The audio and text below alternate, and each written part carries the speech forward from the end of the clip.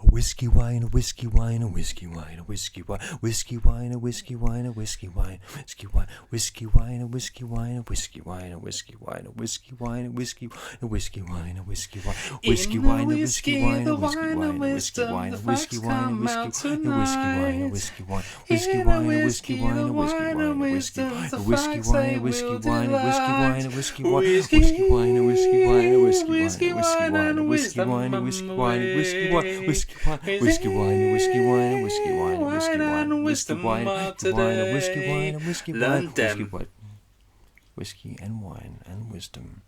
And James and Dan. This is a prepared statement from the team at Whiskey, Wine and Wisdom. Last week, due to complications of logistics and time, we at the 3Ws podcast did something we've never done before. We missed a week. We're ashamed, deeply disappointed and very sorry to our fans, our families, and the guy in Minnesota who listens every week. Sorry, Gary. I'm guessing your name's Gary. Since we missed a week, there has been a massive worldwide IT disaster, riots in the street, flipped police cars, fires, former presidential assassination attempt. The current president has been struck down with COVID and has now basically resigned. And he's also become significantly older. Some of these events may very well have transpired had we not missed a week. We're never going to fully know. We want to take this opportunity to pledge to you, our loyal fans, that we will not let this happen again. We're very sorry. This is a very deep, heartfelt apology from the whole team, but ultimately the box stops with us. This is Dan here saying sorry. I'm sorry. And James. On with the show. Where's my drink? Episode 22 is the episode we're doing right now. Is it? Yep. That's a big old episode. Cheesy Christ. As the French say, le fromage de Jésus. I don't know. Le fromage de Dieu. Yeah, there we go. French all over you. And if We're it's both... not, I'm sorry to... Yeah. That's your one thing you're supposed to do. I talk... You Welsh, Irish, Scottish, French hybrid beast. Hey, I invented hybrid. These cars, right? Oh, I'm a bit electric. Oh, I'm a bit hydrogen. Oh, I'm a bit petrol. Fuck you. I'm all of that already. Yeah. But in national... Oh, only French mum, Irish pappy, born in Chatham. Job done. Mate, they'd seen the world and they landed in Chatham. Wow. Well, Strood. That might be worse than Chatham. Well, it's alright. It's alright. My corner shop had wicked 1p mix-ups. Yeah, so did mine. You used to have that... Right, this is old school. Put them in a bag. Yeah. Yeah, you can use your tongs or fingers, whatever. But you used to have that thing where you put the bag in that little metal... It puts that sticky thing around it. Oh, I did. Yeah, no, I did. I folded mine over mine. But no, I used to go down there and I get... You go down, I say, I just have a 20p mix-up or a 30p mix-up. I just did whatever you had and he'd just work it out. And like, he said, what do you like? I was like, just surprise me. I'll give him a little wink. That's how you do it. And then one time I went down there and I was like, give me a power mix-up. And he was like, surely not. And they locked the door. They said, come here, sir. And they sat me down in a special chair and they started. I mean, it was the whole afternoon. Just filling that paper bag with every type of sweet. Oh, I was like just sitting there. I was royalty. And then I walked home and this prick went up to me and stole it off me. But for a moment, I was truly the king. That sounds... A pound mix-up is... Well, if you're going to get that, though, and they're going to put a bit of everything, there was two sweets in particular, which are very, very similar. The fruit salad and the blackjacks. They are both in the same packaging with different colours. Very different sweets. What's your take on the blackjacks, the licorice ones? I'm not a licorice lover. No, because it tastes like shit, disgusting. Tastes like shit, disgusting. Red licorice, no worries. No, that's black licorice is like. So, I mean, like, I don't know, aniseed I can sort of get on with, but I wouldn't. If you're going to a sweet shop, you're like, I really want the thing that's barely a sweet. Yeah. It's like going, can I have that little cube of Marmite from the sweet shop? No. Katie would be all sorry. Yeah, but I like Marmite, but I don't want it. I'm going to a sweet shop. It's a sweet shop. I want sweets. Yeah. You know, it's like, you don't go to a sweet shop and buy a fucking apple. I like apples, but I'm not there for that. So I'm not even crapping on them. I just don't think they belong there. No. No, they don't. fucking coming over here in their boats. Piss me off, they do. Have you seen the licorice? My mum used to have these all the time. Licorice, but they're actual sticks. They look like fresh snapped off a tree. They look like... yeah. My mum has. She likes the red licorice, but the proper stuff. I used to buy it in. I want to say, what's that shop? A kitchen shop in Lakeland Plastics. Lakeland have all these like really fresh. They'd have fresh proper licorice. And you have the black licorice, which is like you say, it's just like snapped off. And then they have this red licorice, which was proper red licorice, but it was just like, it's very different. But this is such a wow! What an aside we started on. We miss a week. We're like, you know, like this is not a customary precision and direct attack of facts and information. Well, no, the fact is, black licorice tastes like shit. Don't put it in sweets. I'm confused by it. I'm not mad at it. I'm just confused. But the thing is, though, I feel like if you're getting a mix-up and you get one, that's almost a tax. You just have to sort of like, fair play. And what you do is you just like double it up with fruit salad and just get it done. You get it done. It's a good lesson for a child. You're like, you know what? Not everything's the same. Some things are worse than others, and you have to learn. Mix up. Just licorice free. That's it. And that's what I'm saying. Done. Black licorice, red was the fine basis. Dude, you're touching on some. There's going to be some shaking fists listening to this right already. I think you've really hit some nerves. Okay. I'm sorry. Okay. 1, 2, spaff. Okay, so Can you just do rock for me, please? That'd be really great. Yeah, cool. All right. Okay. 1, 2, spaff. You've done it. I've done it. I fell for it. I did I thought he was going to shake my hand, but no, you actually did fucking paper. Well done. Cheers. Go on. Give me facts. Go on. Whatever.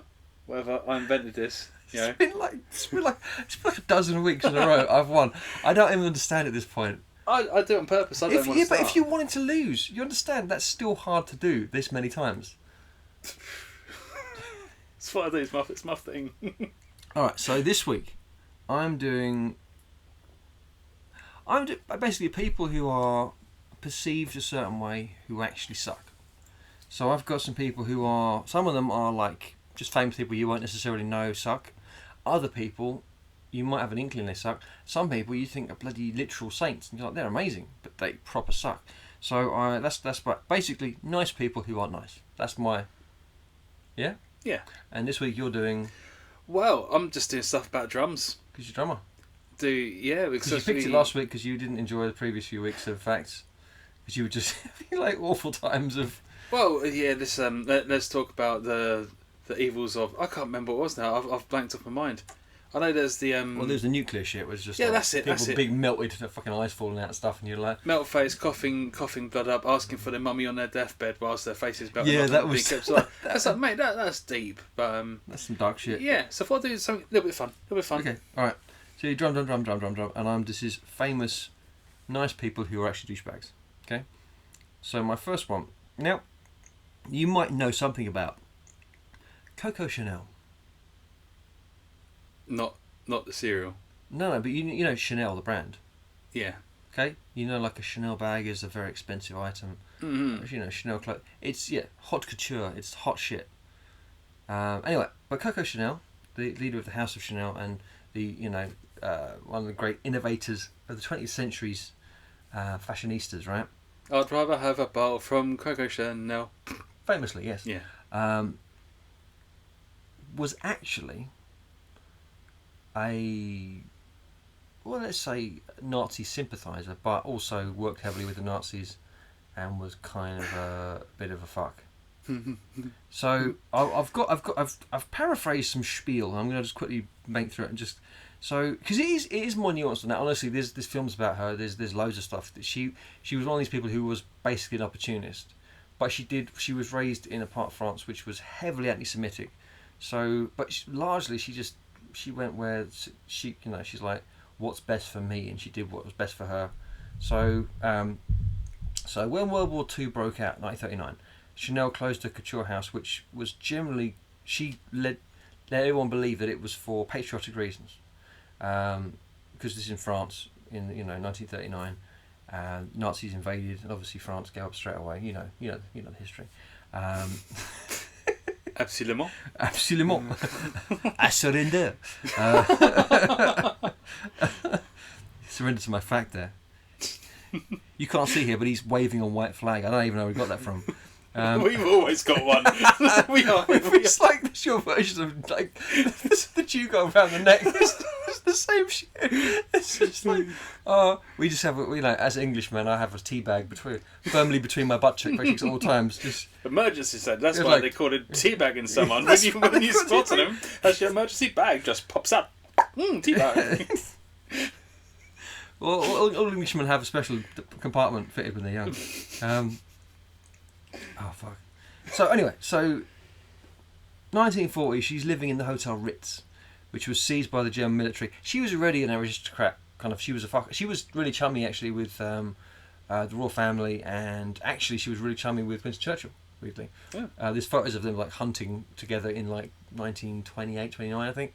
So, but anyway, so Nazi occupation in Paris began in 1940. It was while the hotel that she was in was used as a Nazi headquarters that Chanel began a relationship with Baron Hans Gunther von Dinklage, a German-British aristocrat. Sorry, I watched that film the other day with the kids. So working with the German embassy with links to the Nazi military intelligence organisation, the Abwehr. Chanel's love affair with the high-ranking intelligence officer proved beneficial to her. Through von Dinklage, nicknamed Spatz, German for sparrow, she rubbed shoulders with senior-ranking Nazi officials and was able to secure the release of her nephew and heir, André Pelés, who was a prisoner of war in Germany. She used these Nazi connections to secure her perfume company back from her Jewish partners who had bought her out. She then allegedly named a number of other Jewish competitors in her various ventures, ultimately having them sent to death camps. Bloody hell. Yeah, this is controversial. That last statement is like, I think it did happen, allegedly, possibly, maybe not, who knows. But I think maybe it did. Ultimately, yeah. So later in the war, she acted as a bridge between the Nazis and Churchill, and because to secure a peace behind Hitler's back. It's very interesting shit, right? But after the war, right? So the war, obviously the D-Day landings, we invade, we take back France, and France is French again. And she's like, ooh, ooh, shit, so she started paying everyone off because everyone was like, you're a conspirator, you were fucking, you were literally banging the enemy. What the fuck? So she paid off everyone. And she started this rumour that she was part of the French resistance. She wasn't. She fucking wasn't. So yeah, she kind of worked with the Nazis, and she had all her competition sent to death camps allegedly. But yeah. So don't buy a Chanel bag. Is my point. So I didn't. I'm not ever done. I don't go around doing research on how many people are bad with links and things like that. But I wouldn't have thought about that. I don't think that's been very sort of heavily mentioned in things. I don't think so. There is a film about, like a biopic about her, but she's one of these people that, like, there was a book about her, how she was this sort of hero. So like a woman. She's a woman. And she did, but like I think largely she was an opportunist, and she was born in wealth. She did well for herself. Don't get me wrong, she was definitely a entrepreneur. She was a very successful one, but in a way that probably a lot of famous businessmen and women of today would possibly make the best of a bad situation. But sending competition to death camps is like, if it's true, is like that's definitely a line too far. But then, I mean, she certainly she did use the Nazis to leverage her company back from her partners.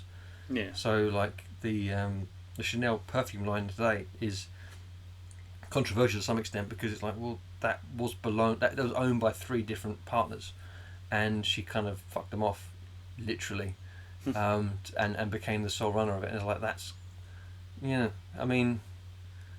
Yeah. Anyway, sorry, that's Coco Chanel. Fashion. It's a dangerous world.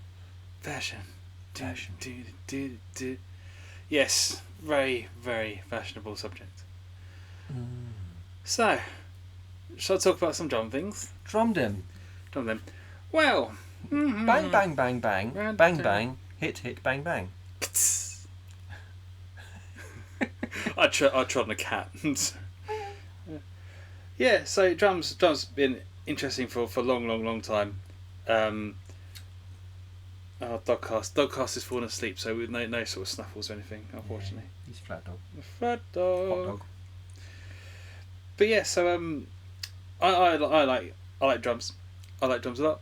It's quite nice. First influences from things like my brother brought home some like Marilyn Manson CD that he heard from his friends, and then there's Cradle of Filth. While the time I was listening to Ibiza 21 or something, which I bought off the boat on the way home from France once, so the double cassette. But yeah, and then I can't remember what program it was. The first time when we first got internet, and I set up an internet account with one of those. Yeah, you used to get those CDs through. Up through. Yeah. Yeah, it was Waitrose. Free serve, mate. Free serve. Does that? Oh yeah. I remember free serve. Obviously AOL. Well, I was Waitrose. You had Waitrose internet. Yeah, it had a CD come on us because I set my email address www.large69@waitrose.com because I was a chunky person and 69 was a funny number because it meant. So yeah, I never used it. At Waitrose. At Waitrose.com, yeah. If it still works. That's a posh. No, I'll try email that. See if he gets it. It's one of those free CDs that used to come through the post and they used to do work. Never thought Waitrose would be doing that sort of thing. But then I can't remember that because it wasn't LimeWire, but it's one where you can like download free music. And I got my first ever alternative music song that I downloaded was Rage Against the Machine, Sleep Now in a Fire, and that blew my mind. And it's from then on when I went to college. I knew other people like Rage Against the Machine, and then they then taught me other things. I got into Soulfly, one of the black album with the green symbol on the front. I sort of picked up drums. Yeah, it was the self-titled first one. But then the thing that honestly made my mind go was Slipknot, Eyeless from first album. Listening to Jay Jordan, that was like the first time I proper heard the double bass treble pedal going. Oh. Mm-hmm. It's like, why? That's detrimental. So like influential drummers would be things like Jay Jordan was the first time hearing that sort of thing. But then that led on to other things like other people that I used to like at college. So many more different styles. There's one guy, James Sutton, and that's the first time I heard things like the James Matthews Band, and the person who was at college, he was so expressive of his drumming and stuff. It was like, that's kind of cool. You look a bit weird, but it's cool. We always used to take the piss out of him and like do what he's doing. But yeah. But then learning more, so the more influential drum seeds like Keith Moon from the Who, John Bonham from the Zeppelin, and but the ones that, again, bearing in mind, I like metal. I was going to college with lots of metalheads. I was listening to that sort of stuff. Two other drummers, Derek McKenzie from Jamiroquai. Yeah. Mate, honestly, it's things like on the tracks Mr. Moon, and again, hi Dan. I like the way he played with the bass as well. Yeah, they was No, I know exactly. As a duo, they played off of each other, and I really, really, really, really, really recommend. Even if you like music whatsoever, you like watching people play, you like hearing good things. Look up Derek McKenzie on the drums and how he plays. Things like one of my favourite bits that was doing some good feels in Mr. Moon. Mr. Moon, play tune. That live, there's a Japanese tour, and there's some live footage of them playing, and it was the original bassist. I can't remember his fucking name now. The Zeph. Oh damn! But yeah, I know exactly what you mean, and it's that exact song. And I was like, God damn! It's But it's like it's a prime example of playing off of each other and like looking what the other person's doing, and it's Zender. That's it, Stuart Zender. He's a sick bassist. But him and it was him and the drummer were like that. That was tight as fuck. So then, again, I wouldn't have thought about that because people didn't know that I liked Jamiroquai a lot. Again, JK, you're right, but your music's better. The music, better, wasn't he? Yeah, nice hats. And the other one, I've been watching a lot of on the Book of Faces Facebook. Oh, there's lots of things on Drumeo, and Jonathan Moffat, so Jonathan Sugarfoot Moffat from Michael Jackson drummer, original one. mate, when you look at him play, one, he's got two crash cymbals above his head. The cymbal stance goes really high, and they hang down, and the way he just puts his hand behind his head, hits them, and grabs them at the same time to get like these sort of noises. And to watch him play, you think the Michael Jackson's things is quite a simple sort of beats. Yeah. That's not one of the main things in the song, but just watch him play, and you look at him, and he looks like he's enjoying it. You can sort of see some people go, actually, you've got the soul for that sort of thing. You're doing it. You're feeling it. It's I don't know, just interesting people to watch. So yeah, I think that's what I just want to share. Watch them. I did not appreciate your range of influences there. That's cool, man. I think there's because I've done the punk stuff basically. I really want to listen to Jamiroquai now.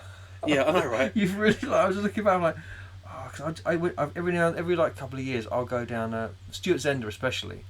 He was one of these guys that was just like. I mean, obviously, like for me, it was Tim Comerford, Rage Against the Machine. That was Base 101. I was like, it's like just. But then watching the guys that can do what I can't do, because I can play any Rage song. It's just I couldn't have written any Rage song, but I can play it, even because it's basic. But then there's certain people like Stuart Zender and I don't know, Les Claypool and what that prick from the Mudvayne. Oh no, I've got him. Martine McCutcheon. Oh no, it's Derek McKenzie. No, where has he gone? Matthew Mudvayne. Oh, the drummer. Oh, so of course, not bass. Yeah, no, it's just this. Yeah, but like they play insanely well together. That band is mostly rhythm section. I was going to say that as well, because that's what I was going to put with Matthew McDuggan. If I'm saying your name wrong, I'm sorry, but spell it right.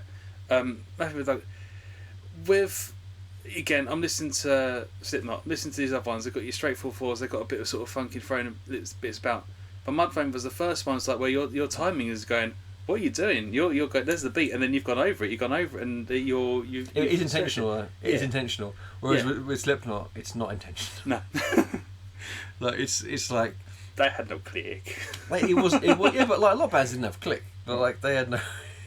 I mean, like as I'm not gonna. Yeah, Joe Jordison, he's great, flashy bastard. Yes, I think he was one of these like he could do all the flashy shit. Yeah, but keeping any kind of time is like no, that was never on the cards. That wasn't important to him. He makes the time. He's the Chuck Norris of drum timing. But yeah, so that's my first section was talking about some drummers. Have a look at your eyes. Facts, learn them. Good. Now, my next person, I should say, is I tell you what, I was trying to find an abbreviated. I was reading multiple articles on this person, and I was trying to sort of. There's so much stuff that getting in one article was difficult. So I ended up I found someone who actually on Quora who wrote this. I'm just going to totally nick their shit. Just read it because it's too much. And all this stuff is verified in other sources, so I can, it's like, I don't think any of this is made up. It's a little bit paraphrased because I've just, but anyway, Mother Teresa. Oh, not the fact that I said. What? When you what? When you was talking to me about, I think I'm going to do this subject, and then you said about some other people, I said, but that's like saying, oh, Mother Teresa, she's really good, but she's well hardcore into BDSM. Well, that's not quite right. No, that's definitely not a fact. No matter what, I made that shit up. Allegedly. Well, not anymore. So yeah, I found this. I was just looking through it, and one of them is, in what ways is Mother Teresa an awful person in real life? And I was like, bloody. Because the thing is, I've heard nothing. I mean, I heard a shit about this person, because she's largely accepted to be the epitome of goodness. All right. Let me guess. So, she'd take her Sainsbury's reusable bag into Tesco's. It's a bit worse than that, I'm afraid. Right? Oh shit. Okay. So the myth of Mother Teresa is such that if you try to tell people the truth about her, they genuinely think you're insane, because she's the epitome of goodness. She's the absolute top shelf. She's like the example. Like when you say someone's bad, they're like, oh, they're like Hitler. They are. You're like, oh, they're so good. They're like Mother Teresa. They are. Yeah. That's an example of goodness. So on the surface, it seems like a cut and dry story. A nun becomes caring for the sick among the poorest in India. These people live in poverty, and Americans and Europeans can hardly understand. And when they're sick, there is no true mechanism in place to provide care for them. Mother Teresa published after she died. She posthumously published letters to other religious leaders and clerics at the time that show she was particularly disturbed. Right, she did a lot of things in her life that were fucked up, but like you realise after the fact, she had a lot of letters. Just she literally they were arranged to be posted to lots of people only after she passed away. She was full of doubts about God. She was clinically depressed. Many people believed, and she was fucking obsessed with suffering. She was really almost into it. It was like suffering was her big thing. She was a sadomasochist. By some people would regard her as a sadomasochist. She thought suffering was holy, and that is to some extent not incompatible with church, the way that the Catholic Church has led in the past. But it was believed that suffering brought you closer to God. It's like that to suffer as Christ has suffered on the cross was to become Christ-like. And so in her facilities where she collected the sick and the dying, she and her sisters she didn't always treat them. They might be given food, they might have been bandages applied, and perhaps they would even receive some type of basic medicine, but generally they didn't. They simply they collected and they waited. They left them to die. So quite often she'd have people in there. She'd give them the bare minimum, and she'd have them there, and she'd like quite often withhold medicines and things to maintain the suffering. Again, this is all sort of alleged, but it was something that she reportedly did admit in her writings. People who had treatable conditions like the flu or broken bones and just needed basic elementary care were just not treated. They were taken in, put into beds, converted, and left there suffering to either die or, I mean, it's pretty gnarly shit to hear that. But this is like this. A lot of nurses that worked with her said that, oh, that bitch crazy. It was like she was not once. She was famously against two things: against painkillers and against condoms. Oh, she was well against condoms. You shocked on that? Like, she was well against that. So like this is like AIDS epidemic in Africa and shit. She was well against it. Did she not know that they do the really thin ones? I think she was all about sensation. But basically what she and her sisters, she had like a close kind of a cult of personality around her. What they did was aggressively seek conversions and donations. They would often baptise people against their will when they were too weak to resist. They would threaten to withdraw treatment or food from poor villages, like wholesale. They would we'll move out of this village if they didn't convert them. They would take in. She would tour the world seeking donations from ordinary people as well as the powerful, and she would talk to a lot of socialites and famous people and get donations. She didn't care where the money came from. She talked to some really dodgy people, but obviously that's like she's trying to get it's for a good cause and all that. But the money never seemed to get to where it was going. She received hundreds of millions over her life. She never built hospitals or medical equipment or medicine. She had the basic stuff she'd take with her, but she didn't build anything. She just she didn't. Like most charities, they'll build hospitals and they'll build wells and shit. She didn't build shit. They'd have makeshift tents and they'd fuck off afterwards. They were there. They built churches. Oh yeah. People were still begging for food. They were like, there's a church being built and they're still begging for food at the front of the church. It's pretty fucked. She did use the money to start the Sisters of the Poor convents all around the world. That was her big franchise. That's where a lot of the money went. The Sisters of the Poor. So you'd have all these like villages where they got no food, and you just build a convent, and just have all these like nuns working at this convent. But she had a lot. I mean, it was a really weird thing. But she was generally considered to be a saint. I don't think she actually has been like made a saint. She's not a saint. I've not heard of. I don't think so. No. I don't think she has, but it wouldn't be shocking if she was at some point. But from every account I can read, she's like pretty fucking horrendous, the things she did. And it was more just that she had this piety about her, and she seemed to have been like, she believed 100% what she was doing, but she she didn't. I'm no doubt she helped some people, but she withheld care more than she gave it, and that's just like, I don't know, it's kind of fucked. Yeah. Nasty. It's a piece of work though. But yeah, she seemed to be really of that old school, which is, I mean, that is a sort of a Catholic trope back in the day. The old idea of, like, you know, like the fucking that weirdo in Da Vinci Code whipping himself. That is self-flagellation is a very, you know, that's been that way for maybe thousands of years, certainly hundreds of years. Yeah, all that shit. That's been a thing in the Catholic Church for a long time. Sick fucks. Yeah. Owie.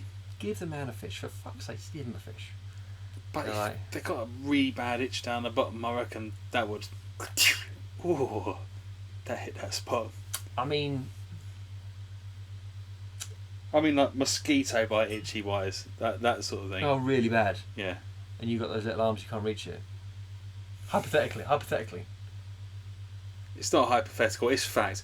I saw my wedding suit when I had to get the arms fucking adjusted. Oh, you look like you've got. That, honestly. Oh, they must have. Oh, no, they've done it wrong. It looks ridiculous. Too short. Try it on, fit. Sucker, perfect. Oh dear. Yeah. Right. And in spite of that, he's still a cracking drummer. Which goes on to drums in the prehistoric times. Oh, bing bang bong. Oh, the T-Rex, he now plays the drums now. Oh. Rawr. He's the first drummer. Prehistoric times. The first drums made from natural objects, such as alligator skins, appeared in 5500 BC. They first came down to the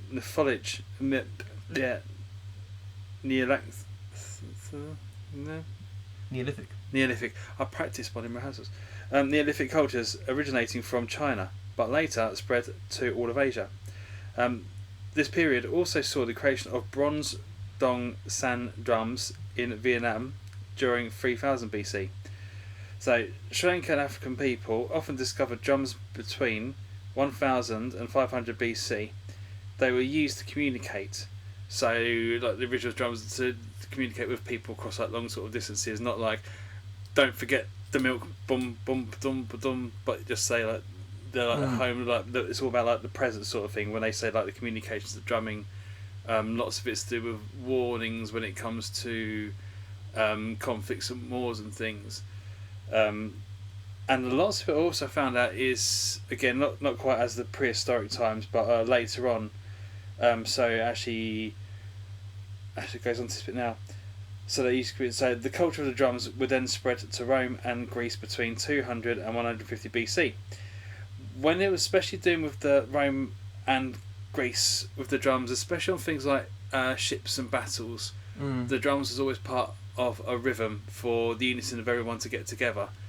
So like when you do the row, row, row your boat, that sort of thing, but obviously with drums and you sing it in Greek or whatever, so everyone would roll in unison, so they had to go straight and go left and but so yeah, the drums being a big part of that, and then so it's gone from like the irregular communication to ugh, me need bear skin, to shit, there's a war coming, let's all get together and do stuff. And then drumming spread to Europe during 1200 AD via Mediterranean trade routes. African drums later arrived in America through the slave trade in 1500 AD. So especially lots of the African drumming was to do with the culture and the actual dancing, the tribal sort of Zambi sort of dance and things. Yeah, it's just sort of interesting how that sort of started all the way back from prehistoric times. Get from alligator skin, they just sort of get spread over like bits of twigs and things. I didn't see exactly what materials they were using. I don't think they used like a carpenter to make cylindrical bits of. Yeah, nice like bit of birch. No, it's just like bing bong bing. Me need some maple wood. Everything's a drum. Yeah, everything's a drum. Everything's a drum. Yeah, so honestly, drums going back to like 5,500 BC. Just being a hell long time, and then you can sort of see it in when they say like the Chinese drums and stuff like that. You see them in all the old programs. They look pretty. They're just big. They've got like dingle dangle bongs written on the side of them and stuff. Big part of culture. Everyone uses them. Let's share share the historic That nature. was the of first it. instrument. If you think about it. It's got to be the easiest one because I mean, where are you going to get strings from? When was the last sort of sounds perfect that you had in historic times? I don't know. But yeah, drums, the original, the creator, the backbone of music. Well, I suppose the banjo was the first instrument, man. Continue. Oh, I see. I see. pointed at my penis. He did. I remember what I'd done now. Yeah. Okay. I say tee hee to you, sir. Tee hee, I say. Oh dear. That's right, isn't it? It's fine. It's just I got a little screensaver coming on, just giving me some pretty shit. That is pretty. All right. Drums then. History of drums. Bing bong bing. That's the first bit of the history of the drum itself. That was the prehistory. There's some more things on drums to come up throughout spreading my it out. Oh, yeah, okay. Yeah. I've got some more bits about Really hitting home with these facts. Well, the same.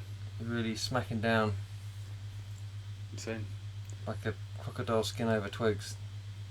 You're hitting this out of the park. Yeah. Banging the drums for victory. I can't. I'm paradiddling my way to a Swiss Army roll, which is not a food, but it's like that. Flam right, left. Just saying. You know, they know. That's some people know. Yeah. There's a drummer somewhere going, oh my god, me too, and Steve. Their name's Steve, that's why it makes sense. Fucking stop, shut up. It was. Yeah. Well, that was interesting. I learned some things, and I didn't know that. I suppose drums, it's obvious that it would be something. I mean, it's obviously the first instrument, really. Yeah. It makes sense. Hit them, and then you got all the other things like come later. But and they've everything else has changed over time, whereas drums are, basically. I mean, yeah, they're different. Yeah, it's the same. Different materials. Yeah. I mean, if I could have alligator, I would. But I wouldn't. I fucking would. I'd have an alligator bass. That'd be sweet. Like, literally, an alligator with strings on it. Could you fucking imagine? That would look freaking awesome. A stringed oh no. Well, right. I'm looking this shit up. All right. Well, look. No, you talked about history of drums, and that was interesting. I'm going to shit on Gandhi now. Is that okay? Oh, Jesus Christ. First Mother Teresa, is that right? Yeah, no, I know. Dude, it's not my fault the histories were like a bunch of lies, right? So, do you want to know some stuff about Gandhi? Yeah, go for it. Again, supposed to be a bit of a ledge. And the thing I should say, while I am shitting on some of these people did do great things. It's just that we have a binary perception of how people are. If someone did a good thing, we're like, oh, they're great. I'm like, yeah, but they might have done some shit too. So this is what I'm getting at. That's a guitar. Don't show me your crocodile guitar. Oh, sorry, there's six Six strings. I suppose it's not even a 6-string bass. Come on. I did type in bass. You tried. It's the world's wrong. That's why. So yeah, Gandhi did do a number of great things. This is the thing, but there is nuance. So here's the things he did that are not popularised, and they're not. But they are. I mean, these are not. Some of these I've said I've used allegedly a bit liberally because I'm like, well, there's some shit that I'm like, I think this is true. I really do. I wouldn't have said it if I didn't think it was true, but I can't see that it's 100% definitely verified. So, and a lot of these are, when people are so lionised or popularised, they're just like you can't be 100% on any of this shit. But Gandhi, right? He criticised. Fuck, right? So this was something he said. This is a statement. He criticised the Jews for defending themselves against the Holocaust because he insisted that they should have committed public mass suicide in order to shame the Germans instead of fighting back. Oh wow! Yeah, that's a stance. His exact words were, "But the Jews should have offered themselves to the butcher's knife. They should have thrown themselves into the sea from the cliffs. As it is, they succumbed anyway in their millions." He wrote an open letter to the British people in 1940 telling them to surrender to the axis of evil, even if it meant accepting genocide. He was all about it. He was very anti-black. he treated black people in South Africa like subhumans. Yeah. There are claims of him being specifically. Again, this is allegedly being.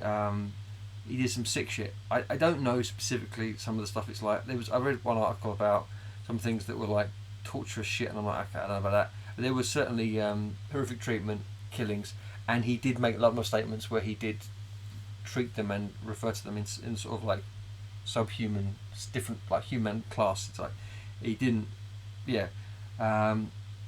He refused giving his wife life-saving medication for religious reasons. All right, let her die. But these religious reasons all of a sudden no longer applied to him when he was in a similar position some years later. So he refused to have sex with his wife for the last 38 years of their marriage. He felt that in order to test his commitment to celibacy, he would have beautiful young women, including his own great niece, lie next to him naked throughout the night. His wife, whom he described as looking like a meek cow, was no longer desirable enough to be a solid test. He needed hot shit next to him and not do it.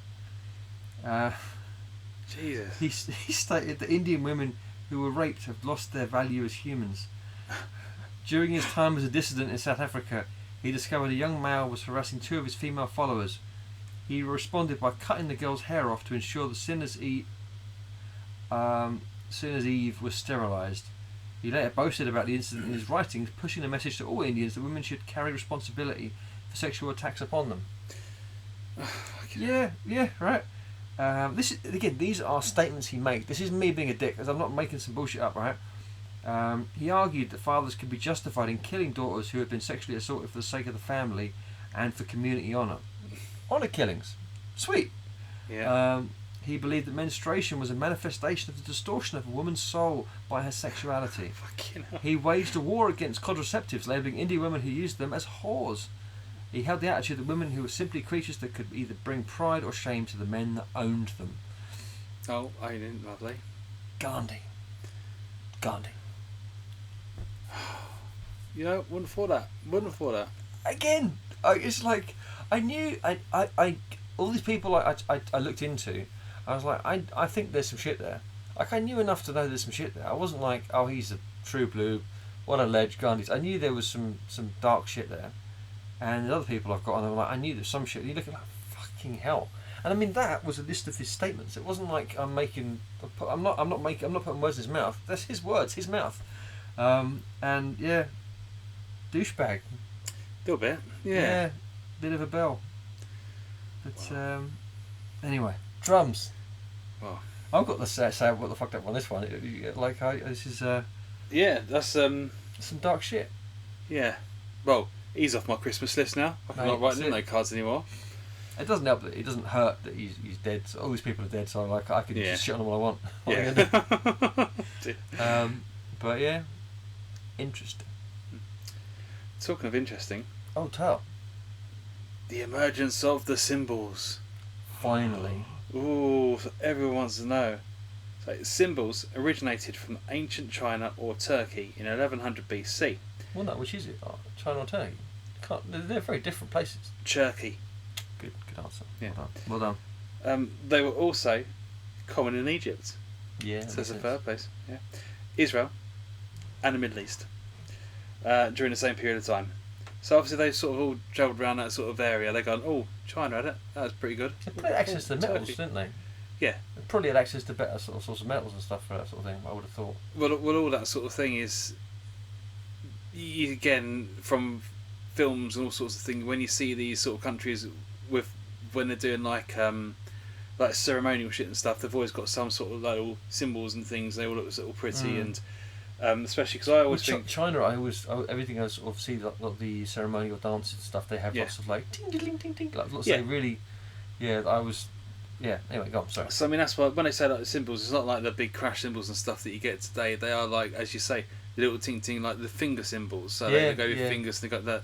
So when like that traditionally when the ladies are doing the dances, when they're in there like they're like sort of especially like in where is it, Turkey, Israel, and there's like the Middle East piece as well. They always got like very sort of flowy clothing things, and they've got like little bells and little finger symbols when they do like their dances and things. So again, being originated from there, and even like things.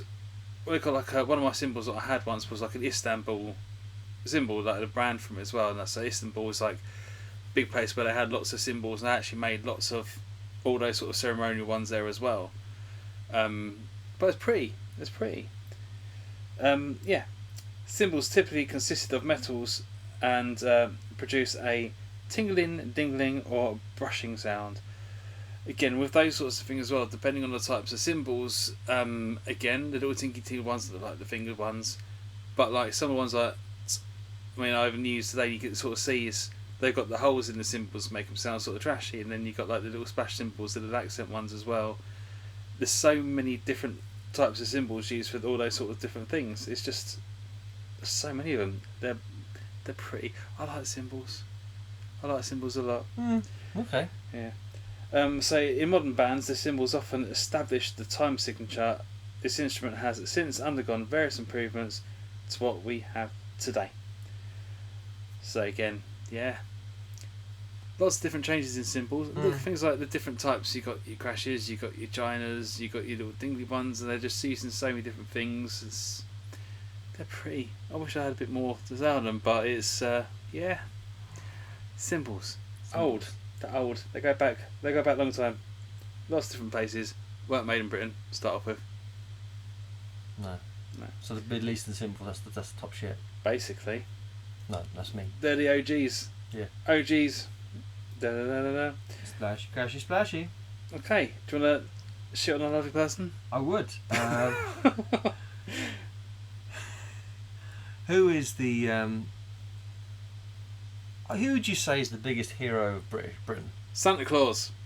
It's not British. Who's the biggest British hero of the 20th century? Of the 20th century. Don't know. I'm really crap with these sorts of things. Let's say Peter Jones from Dragon's Den. Close. Oh shit! Okay. No, oh, thank God for that. I was like Deborah Meaden. Yeah, Deborah Meaden. No, Duncan Jones. Winston Churchill. Oh, of course. Winston Churchill was a massive racist. He was a piece of shit. Anyway. Well, this is going to be good. So, no, but racism was... He was coming from an imperialist British view. It was kind of de rigueur. It was what he did. It was the way people thought back then, to some extent. I'm not... Well, I am going to judge him on that, let's be fair. But he made derogatory comments about loads of races, ethnicities. He shit on Africans, Indians, Indians especially, but many others. For example, he once referred to Indians, this is a quote, as a beastly people with a beastly religion. His attitudes towards non-white populations were very dismissive and paternalistic. He was basically, he would like, I'll let them suffer, I'll make them stronger later. Like, he was thinking about them in that sense. Such a support network. He was a colonialist. Like, he believed in the sort of, Britain is the sort of the epitome, and everyone else is, it's a rating system. But he was a staunch supporter of the British Empire and believed the superiority of the British in civilization. He played a role in maintaining British colonial rule over various territories. He was stationed in the military in India, Kenya, and many other places. His policies and decisions as a colonial administrator have been widely criticised for their oppressive nature and disregard for the human rights, as well as well-being of the colonised peoples. Now, this is the thing I knew going into Churchill. It was like the most contentious issues related to Churchill's legacy as his role with the Bengal famine in 1943. Critics argued that his policies exacerbated the famine and led to the deaths of, I think it was 5 million people. This is one of the most brutal famines of the 20th century. Like, people were eating their kids. It was fucking insane. There was no food. This is when obviously India was a British colony. Some historians argue that Churchill's prioritisation of military resources over food aid to India contributed to the severity of the famine. This was during the war, but they were sort of saying, we need the crops that we have, the meagre crops we have, we need them. And he's like, nope, send it back to Britain, we need them for the war, we need to feed our troops. And they were like, but everyone's going to die over here. And he was like, fair play. It was the middle of the war, so you could make arguments that I don't know, but he didn't seem to lose too much sleep over it. So, his government had been criticised for handling of labour rights and social welfare issues in Britain. His government responsible for his response to labour strikes and protests were very heavy-handed, and his views on social welfare programs were very conservative, leading to criticism for advocating for greater social justice and equality. I mean, this was literally as soon as the war. I think the following year after the war ended, he was massively voted out. No one fucking wanted him around. And he tried to have some sort of sway over the government after that, and no one wanted anything to do with him because we were ready for a more progressive, modern way of taking things, and he was very much the old guard on almost every platform. Think the Tories today we think they're a bit right wing and a bit bell ended, but they're nothing compared to this guy. He was extreme in every possible avenue. He was known for his strong leadership style and at times exhibited authoritarian tendencies. During his career, he was not always tolerant of dissenting voices or criticism, he was known to sort of shut down any kind of. But if you talked up against him, he would fuck you off. Like he'd send you to the colonies, he'd send you across the world. You go, okay, all of a sudden, you're working at some research space in Antarctica. He would fuck you off. Or he would just destroy your career. He was a very vindictive fucker. You're not my friend anymore. But the main thing with him, I mean, he did, and there was some issues of treating women like shit. There was also weirdness. I talked about him before, I think, in the previous pod, where I was talking about how weird he was. He was a dick out and all that sort of stuff. But that was largely during the war. It was the stuff before the war, in Kenya especially, because he just, he treated the black guy he referred to them as the black man. He wouldn't learn their names. He was just a bit of a fucking racist weirdo.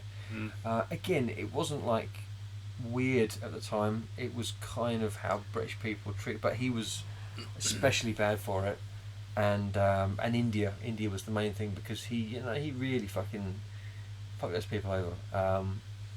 But he didn't cause the famine, and he was trying to keep the war, and by all accounts he did save the war. Again, a lot of these things there's nuance to it. It's not just clear cut and dry, but for a hero of the British Empire, he's kind of a bit of a pig. Bit of a piece of shit, but... I mean, you wouldn't want him at a dinner party. You probably would want him at a dinner party, wouldn't you? You would want him at a dinner party just because you'd be like, wow, what the fuck did you say? That'd be interesting. But you wouldn't want him as a mate. Come dine with me. It's Winston Churchill Hills night. Come dine with me, but you wouldn't go on holiday with him. Let's put it that way. Oh, God, no. A meal out, sure, not a holiday. Not even a weekend away. Even if his food was nice, you wouldn't give him that 7 after the... Because that's the common number they give you. It's a lovely meal. The starter was lovely. Main meal was alright. The dessert was alright. His conversation, though, he's a fucking racist. Yeah. He's going to have a 5. Yeah.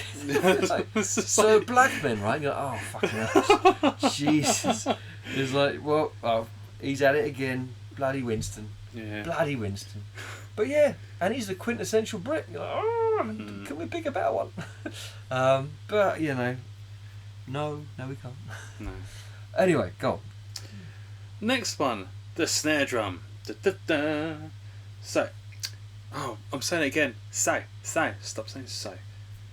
The snare drum is a conventional piece, in most of drum kits today, but it wasn't always that way. The snare drum developed in around 1300 AD. During this time, people used any material they could find, because everything's a drum, such as animal skins. The first snare came out of the medieval Europe, which was the tabor, a double-headed musical instrument used by drumming corps, so like the military ones, and a fife. So they'd always have a snare and a...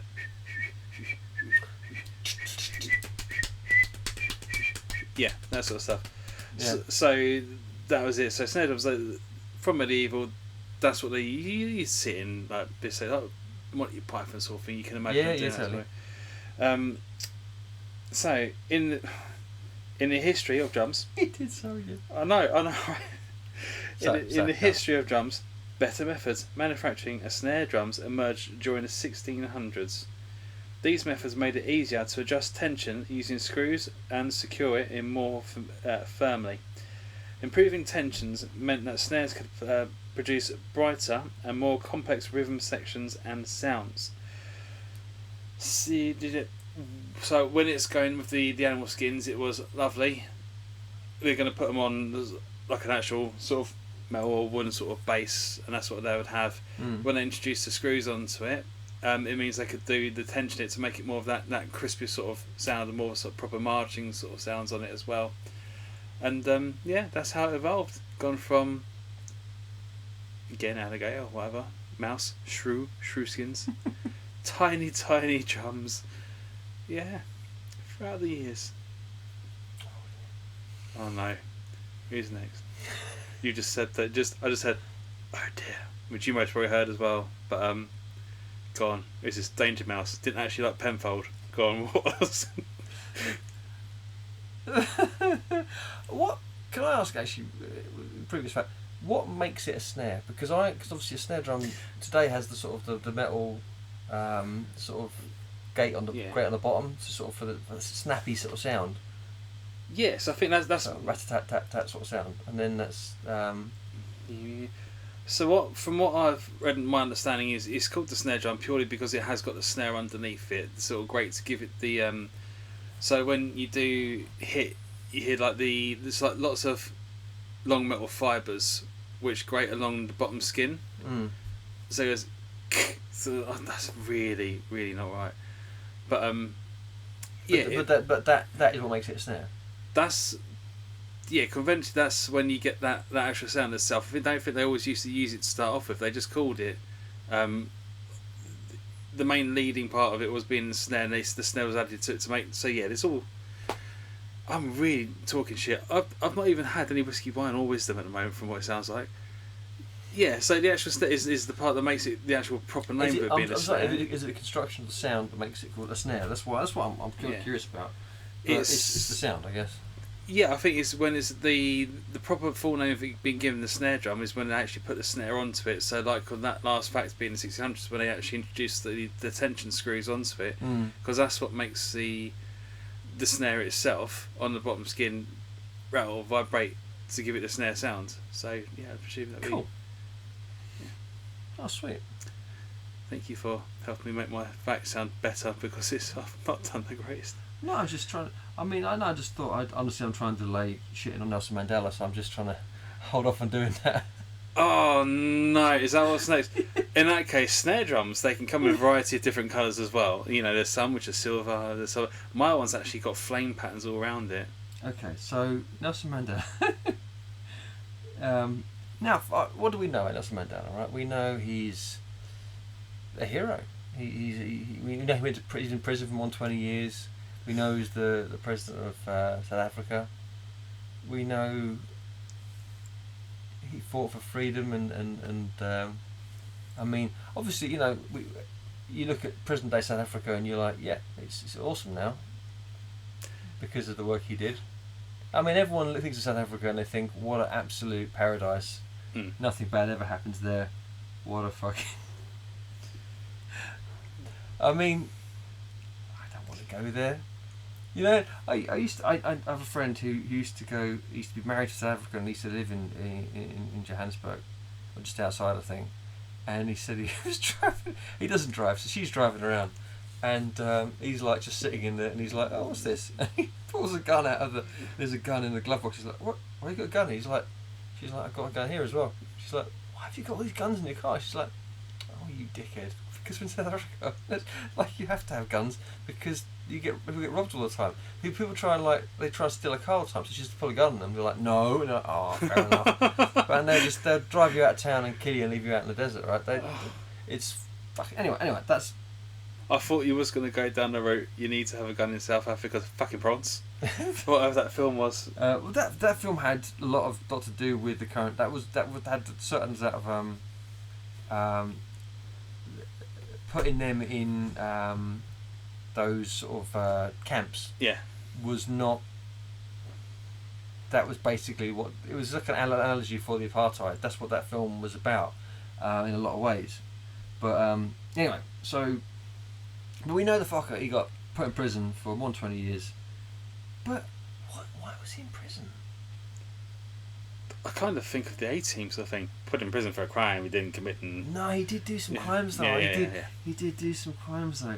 So he was a political terrorist, right? And he both participated and led political violence before and even while he was in prison. He coordinated more while he was in there. In 1961, he broke with African National Congress colleagues who preached non-violence and created a terrorist wing. He decided non-violence weren't going to get shit done. We have to go for the old violence. He later pleaded guilty in court to acts of public violence and behind bars sanctioned much more, including the 1983 Church Street car bomb that killed 19 people. Yeah. He even suggested to his followers the cutting off the noses of black people that he deemed collaborators. His then wife Winnie advocated necklacing instead. Do you know what necklacing is, James? I know what to give someone a pearl necklace and things like that, but I don't know what the necklace thing is. You fucking wish that's what it was, mate. Oh God, no! They put a tie around your neck and they set fire to it. So a tie. A car tyre. And yes, that was famously what they did, and they nicked that idea and started doing it in Northern Ireland during the Troubles. Bloody hell! Anyway, so Mandela's support for other leaders of violence is even less forgivable than the shit he did. He maintained close ties with Cuban dictator Fidel Castro. He backed Palestinian terrorist leader Yasser Arafat, who, I mean, it's tricky to bring that up today because fucking hell. I mean, like, the people. there's this fucking protest the other day, and I saw it, and it was, was it Queers for Palestine? And I was like, I mean, I get you don't want Palestine to get, but I mean, you know what they did to gay people there, right? Anyway, fucking hell. As president in 1997, he gave his country's highest award for a foreigner to Libya's dictator, Colonel Muammar Gaddafi, who had donated $10 million to the ANC. He gave the same award to the corrupt Indonesian president Suharto, who he said had donated more than 60 million, right? He gave out all these awards, and it bought these people, because he was so highly regarded internationally, it gave them international sort of respectability. So he legitimised these dictators for money.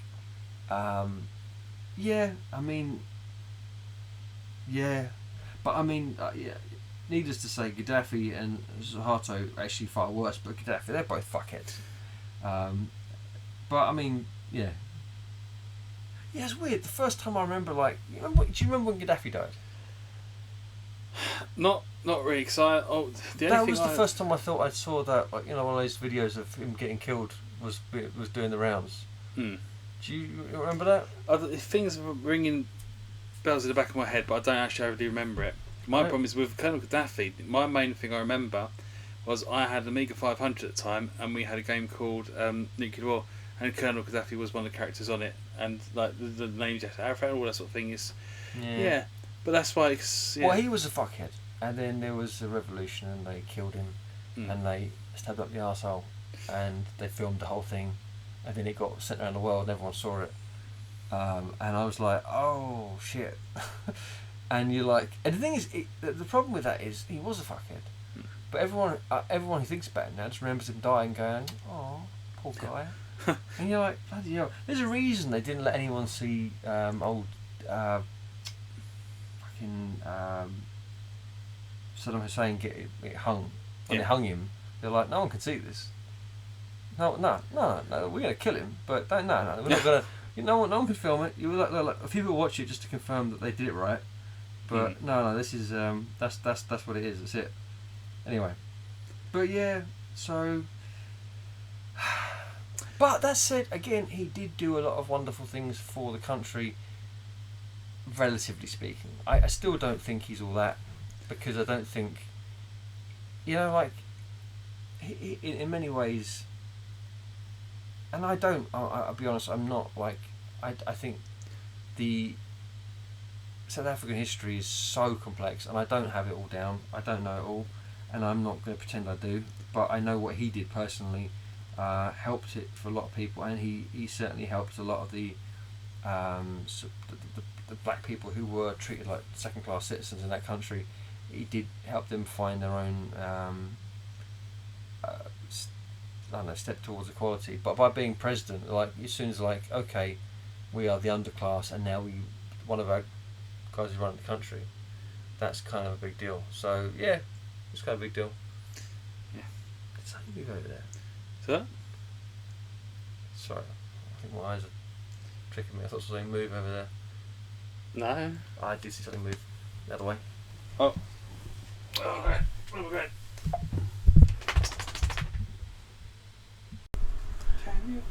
Yeah, sorry about that. There was a little spider ran across the room and I had to splat it because I don't believe in spiders.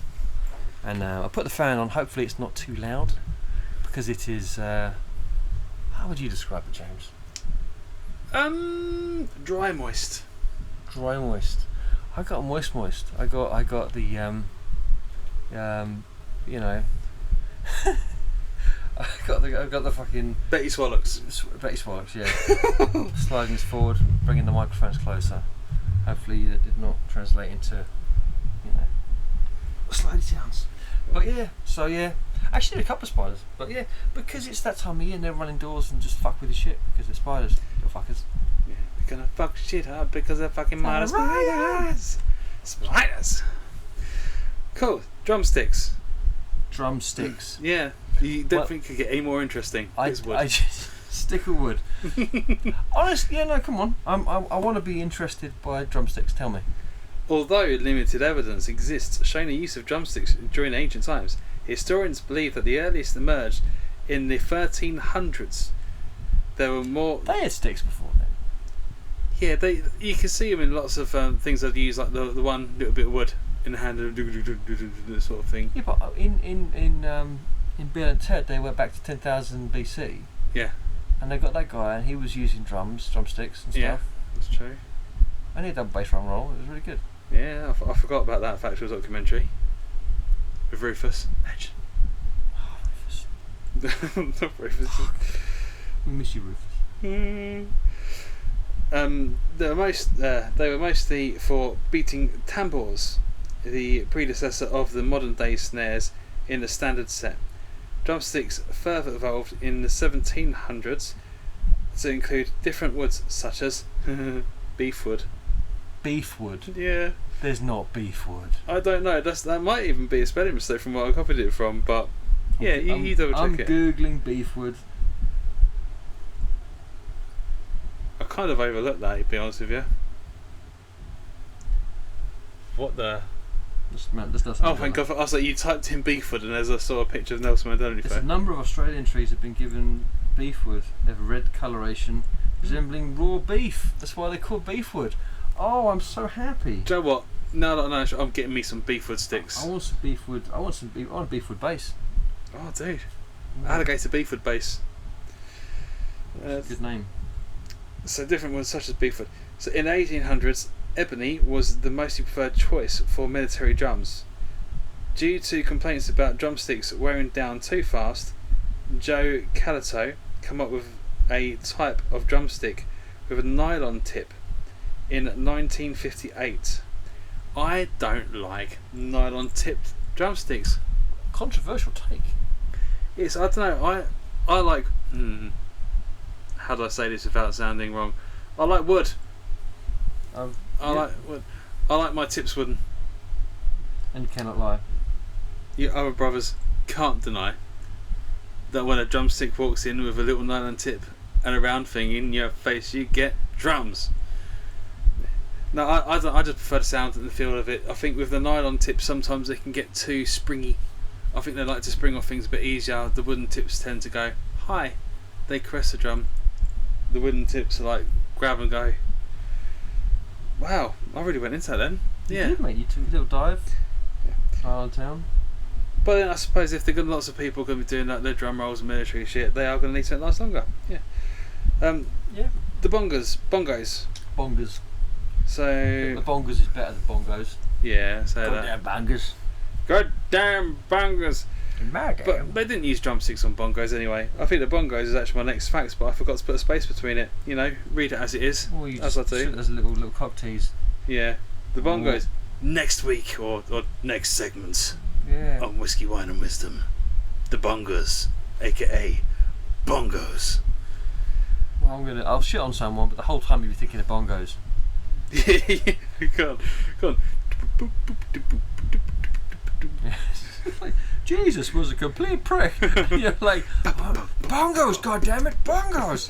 Alright, anyway. That's not what I'm talking about. We've unplugged the fan because it was causing a lot of white noise. I'm sorry. Sorry. But it's very hot and I just needed a bit of refreshment. I'll just spin my head and blow.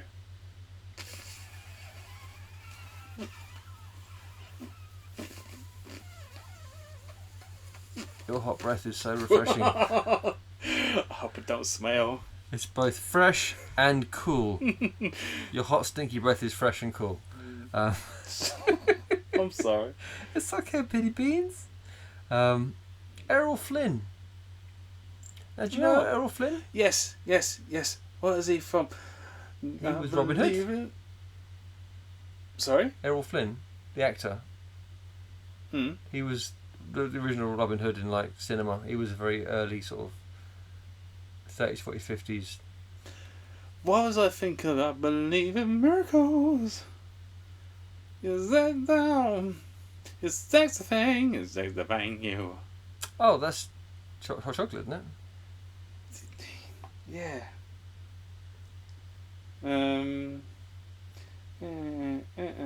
Oh, is his name Errol something? If not, I'm really fucking sorry.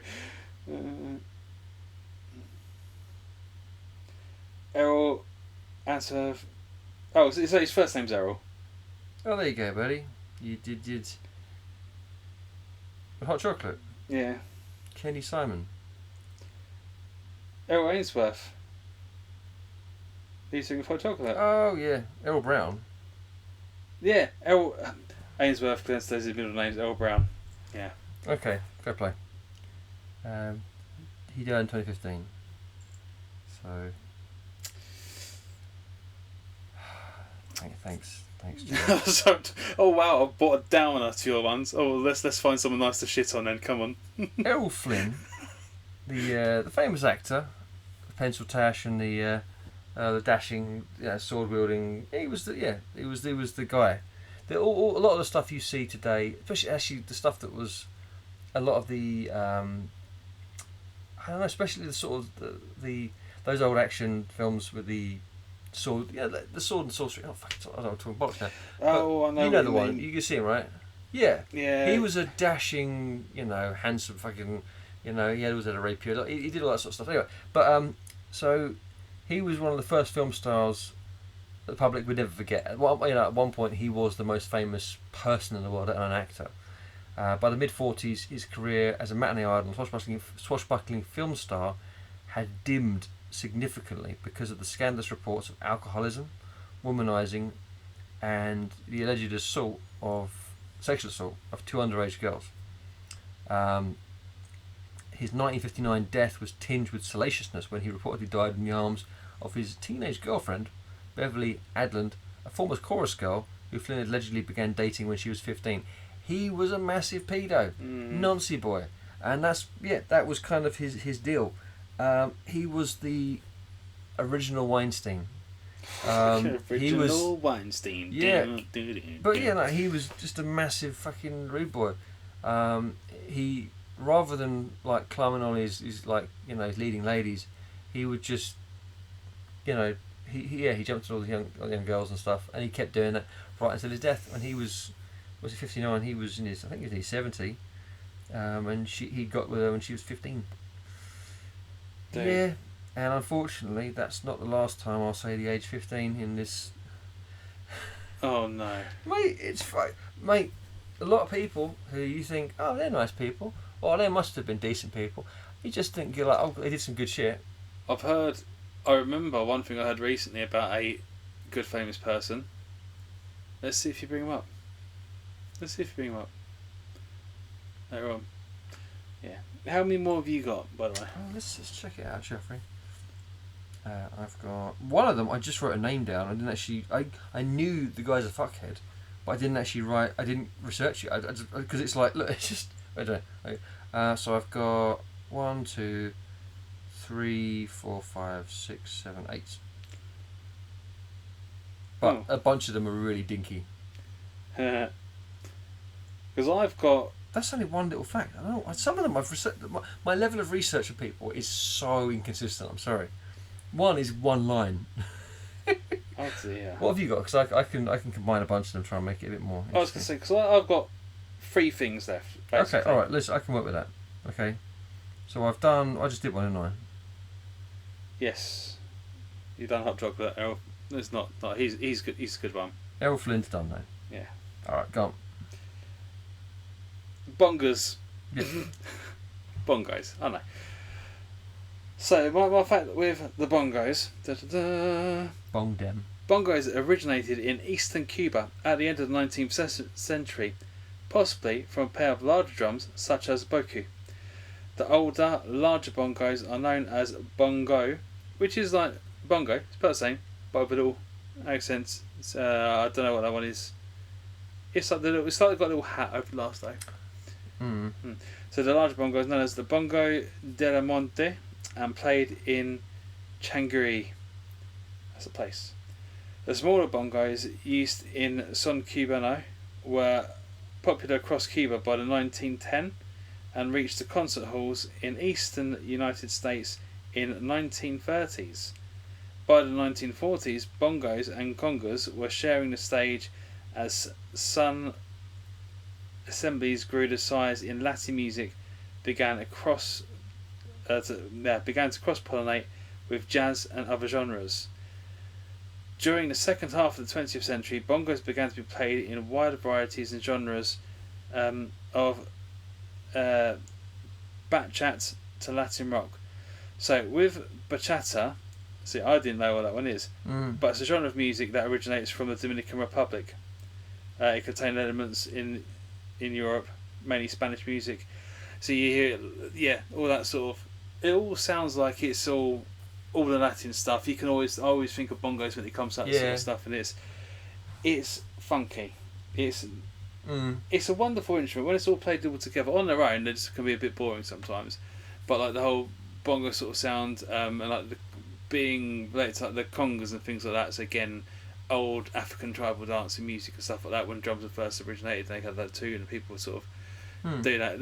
They all remember that same sort of family things. But when it comes to bongos, again, bit different, bit more Latin-y, bit fucking lovely. Want to put on a grass skirt, put some coconuts over my jabaloos, and then that's what I do. It's my thing.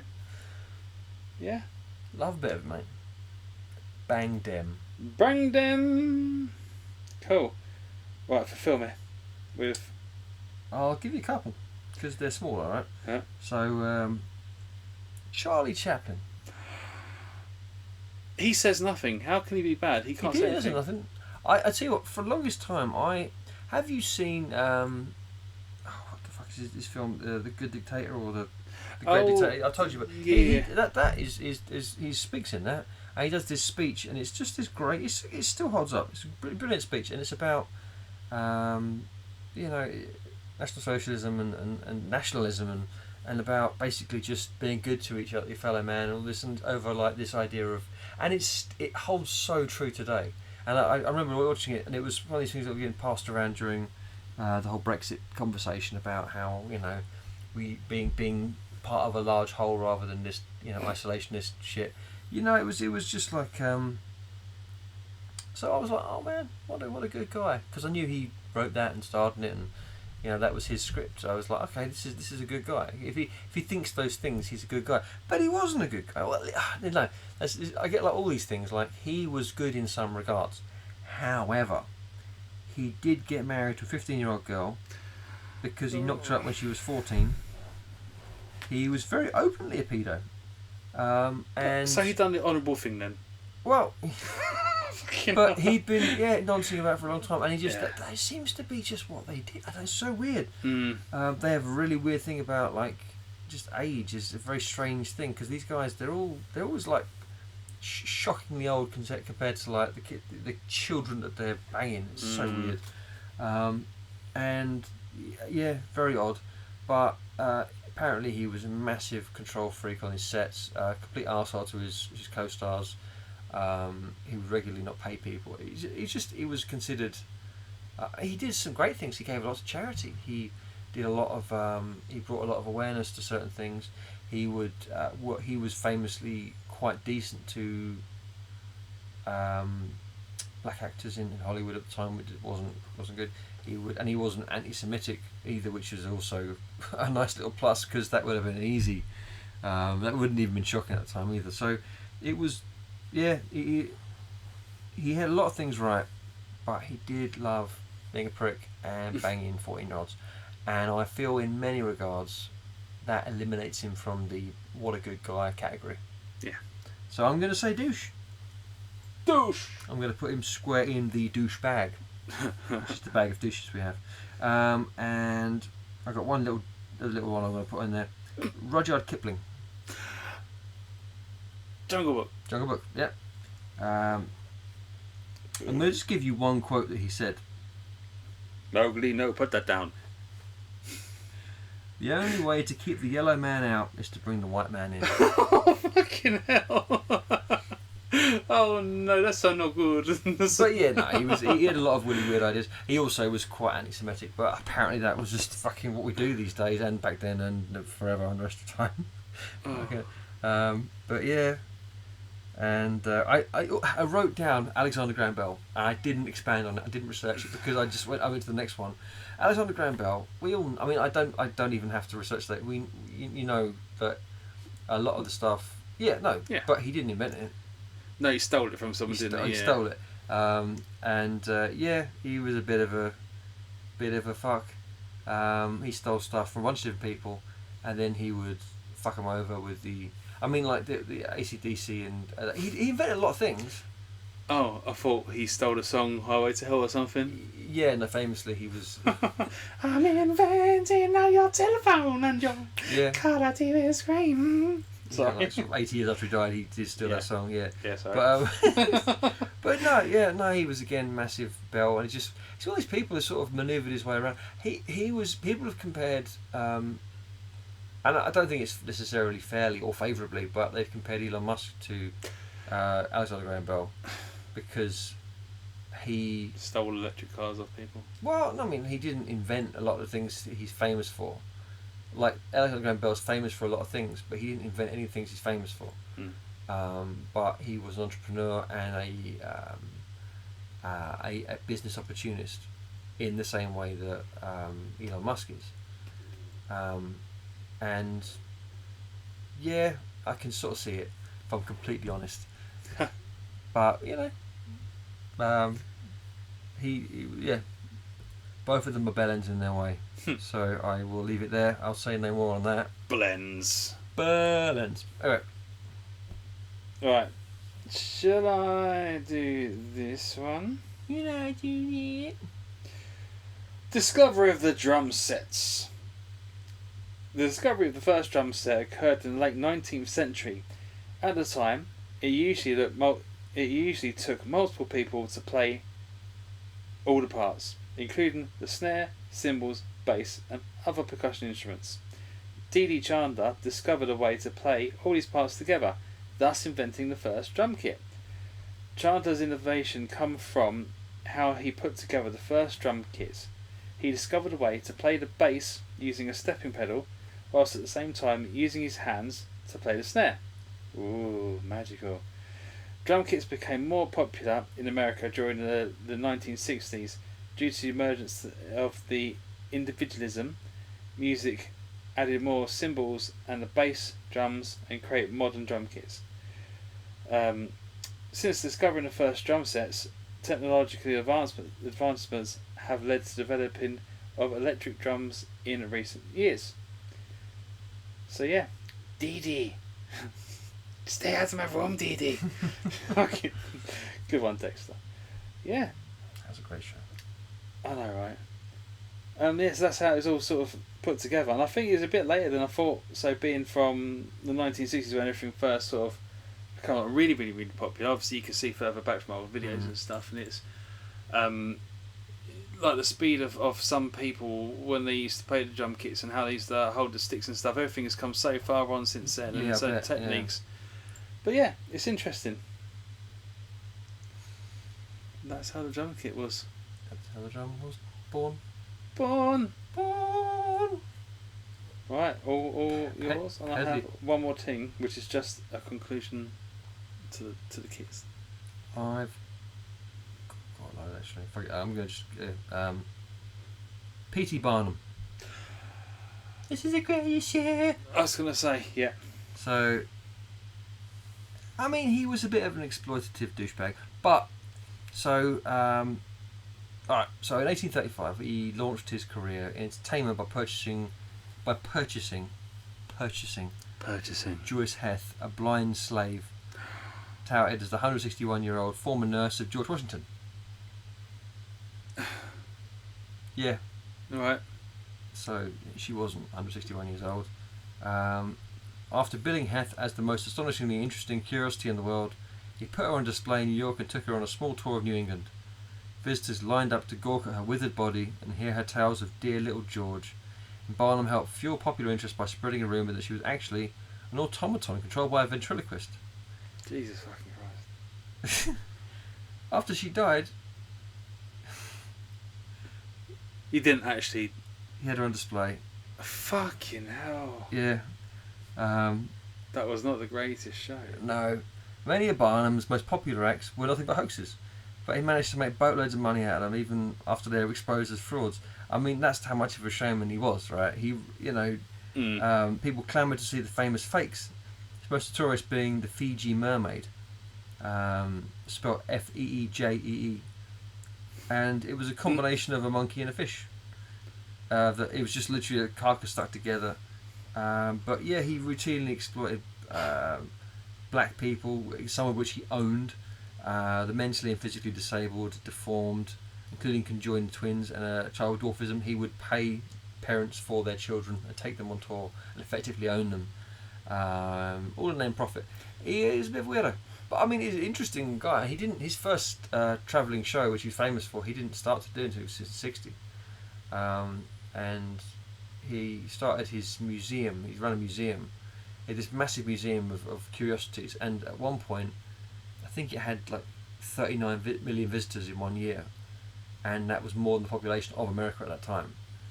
And it kept burning down, and because he had so many living people who were, and also animals and shit, they just kept dying. At once he had a fire, and he had these 2 whales in tanks, and they boiled to death in the tanks. And it was just like, the whole museum burnt down entirely twice. And I'm like, God damn, man. Like, just stop burning your shit.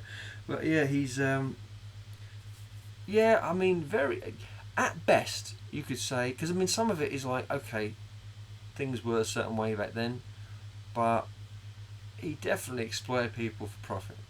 He used and owned people at a time when even then it was like, this is not cool. Dick. And then when they died, he showed them off. I mean, it's kind of fucked. It's kind of fucked. So yeah, I think he's kind of a dick. There you go. Petey. Is his first name Petey? I don't know what his. I mean, Hey Petey. I'm gonna find out now. I didn't. I just. He's referred to as P.D. Barnum everywhere, but his proper name is. Come on, Phineas Taylor Barnum. Oh yeah, Petey. You keep it like that. Yeah. You want to do yours? I'll give you one more little one. Easy me out. I'll give you 2 little ones actually, right? Yeah. The first one. This is a person regarded as a hero, actually has a much darker past. Jebediah Springfield, or his real, less commonly known name, Hans Sprungfeld, was actually a murderous pirate and not the hero. I love this true facts of history, which I learnt at school. I really did. I did, yeah. I read his biography. It's shocking. I know, right? Because he comes off as this pioneer man who fought in the fuck, he was pirate. He was pirate. Piece of shit. Didn't he have like a map or something in his grave in his metal jaw or something? Well, there's rumours about that sort of thing. Yeah. But you know. Yeah. And I will give you one more tiny factet. Henry Ford. Henry Ford, in many ways, he created the production line. He had lots of very pro-union views. He made it sure that everyone who worked for Ford Motor Company could afford a Ford Motor Car. That was but that's not true anymore. Like you can't if you work for fucking Ford today, you can't buy a Ford. You can't afford a Ford. You can't afford a Ford. Like and Ford aren't expensive, but like buying a new car is something that you not everyone can do. But he wanted it so everyone who worked there could afford. So he made sure everyone paid right, and because he employed so many people, he actually forced the entire of America to pay people more. But that said, he was a massive anti-Semite, and he was shockingly anti-Semitic. He donated to the he very very very pro-Nazi. In fact, Hitler considered Henry Ford to be a hero. I mean, not only he thought Hitler was great, but Hitler was like, this Henry Ford guy, wow. So that's not true of many people in the Western world. Anyway, there you go. Lovely. I got three more. They're not none of them are huge. Yeah. Easy me out. Go on, give me your final. James's final conclusion. James's final thought. Whether you like classical music or fun music genres, the history of the drums is broad and exciting to learn. Drums and drum kits have gone through different evolutional phases. Rock drummers can now access a wide range of drums for both beginners and pro players. Looking for drum kits, parts, accessories and more? You can go to the Drum Centre in Portsmouth today. Advert. No, I'm going to get paid for them podcast money. But no, it's just basically saying there's so much that you can do with drums. Like even online, there's so much more beginning to learn drums. It's become such more of a thing that you can sort of see. It's easier to sort of start getting into things to get your beginning rhythm. Like lots of the drumeo things. This, I can just see lots more of it. I quite like all the hot women wearing fuck all playing drums. I quite like. I've seen that a lot on Instagram and TikTok. I'm a big fan of that. It comes up because I look up drum things, and you're scrolling through, and then this shorts comes up and this person. Now the thing is, don't ruin it. Look out to us. Just all I'm saying, right? If you want to, those things that happen, just look at the way they hold their sticks. Look at their face. No, don't do that. Just play drums properly. It's like, don't get me started on Meg White Stripes. No, don't do it. Put the sticks down. Calm down, love. No, it's not. I just think it's the posture and the way they do. They're just doing it for. Well, they might be having fun, but there's better reasons. Sorry, that's it. James's final words of the day. Sorry, I didn't mean to ruin your final words. I always thought that was a nice little, Hardy's hitting things, ooh-ee. But no, we're not on the same page yet. I'm sorry. No, because I'm not going to stop looking. It's like you might look pretty, but hold the sticks properly, please. You play better. Your parents will be proud. But at the moment, they're not. Your dad's going, oh, it's not using the arms and elbows right. You got to bend it. Yeah, bend the arms. Get Yeah, but no, that's it. It's me done. Okay. I've got 3 quickies. Happy cat. Yeah. Alfred Hitchcock. Oh no. Reportedly violent and prone to sexual assault. Okay. Many of his female leads, and I'll list them off: Ingrid Bergman, Grace Kelly, Eva Marie Saint, Kim Novak, and Janet Leigh, have confirmed this. Big names. Yeah, they're all big names, and they all have confirmed that he was both a groper, very sexually aggressive, and in many cases, again, you don't know the extent of it because back then no one reported shit. But what's the figure? So let's say I can't remember her name. Hedren Kleider? No, something Hedren. Yeah, I think Tippi Hedren. She claimed he sexually assaulted her twice. But she did another film with him. It was like she just kind of accepted like that was I won't be left alone with him and he still managed to. But like he was almost like bipolar in the way he'd treat people. Like he'd say, "Oh, come round, I dinner with my wife," and he'd treat them like really respectfully at home. And then sometimes he was super aggro, and he just would be like say like these incredibly inappropriate jokes and make everyone feel fucking awkward. He'd grope people, and he was very weird to his leading ladies in his films. But because he was hot shit, they wanted to be in the film, so they were like, okay, it's just the price you pay for being in a fucking Alfred Hitchcock film. Yeah. Fucking weirdo. Literally, the birds. Now, the last two I've got are both Rock stars. Well, one little big one. I'm always done. What was that? All right, sorry. Ignore me. Elvis Presley. Uh-huh. This is kind of fucked, right? I double checked this, right? So it has been claimed he never wrote a song in his life. Okay. So his record label made any songwriters that he co-wrote loads of songs, but apparently his record label made any songwriters hand over half of their writing fees before Elvis would record their songs. So if you write a song, you want Elvis to record it, which you do. It's very much in your interest to do that because you'll get all the royalties from it being played. Half of the writing credit has to go to Elvis, so he get writing credit for all these songs that he apparently never wrote. His credit is co-writer for the majority of all of his songs. He started, so that's kind of fucked. I mean, that was his management, but it was something that he kind of carried on for his whole life, and he was going about how he liked his writing styles. He claimed to write a lot of songs, and we talk about the writing process, but actually he didn't write any of the songs. He could play them. He was a musician, but he was just that's by the by to large. It's not a terrible thing to do, but it's a bit dicky. It's a bit weird. It's a little bit naughty. But he did start dating Priscilla when she was 14.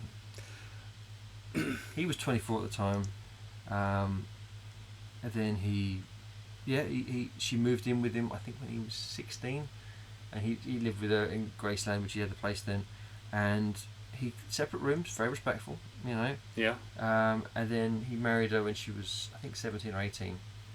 No, she might be 19, you know. And it was everyone was like, oh wow, that's amazing. And then as soon as she had, she got pregnant.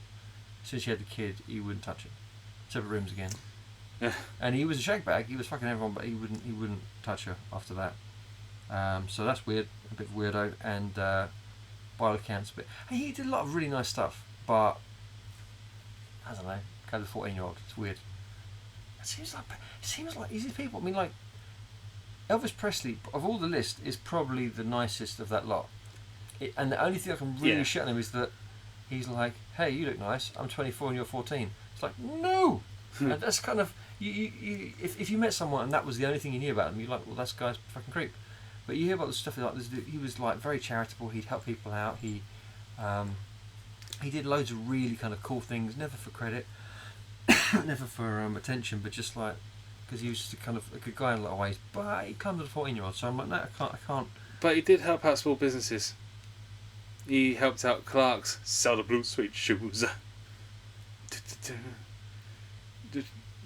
What's the scene about Is Clark's a small business? It was back then. Oh, okay. But they got like blue suede shoe money. That's true. Suede shoe. My last one. Last one. John Lennon. Oh, okay. Now,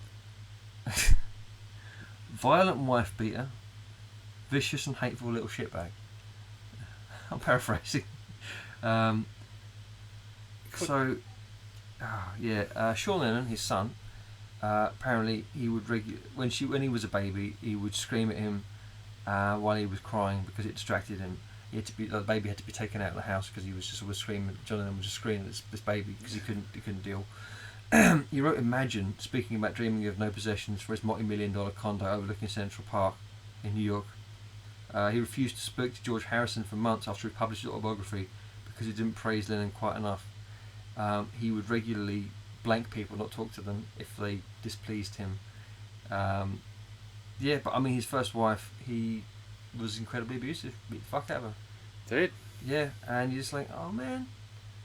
And he apparently treated his second, Yoko's son, I can't remember, because it's Sean Lennon, and he's got two sons, and his second son treated way better than his first.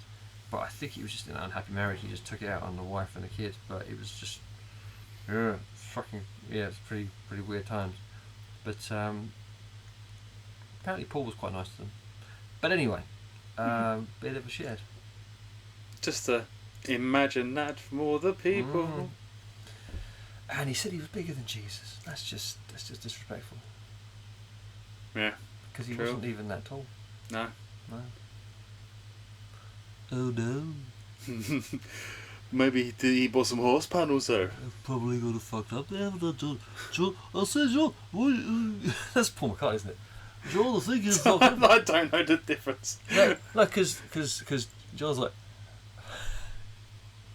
John talks to Paul McCartney's like, hello, John, this is talking up like this is really nice. And then John's like, John, what are you doing there?